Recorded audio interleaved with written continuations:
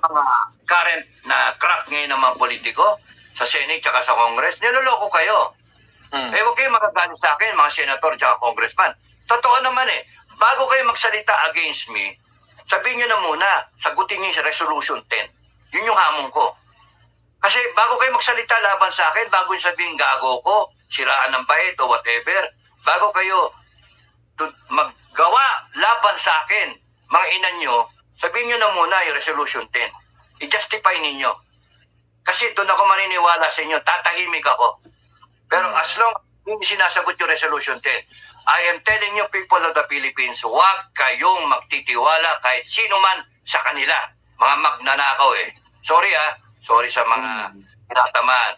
Pero yun nga you allowed yourself to be driven, to be sucked into a syndicate.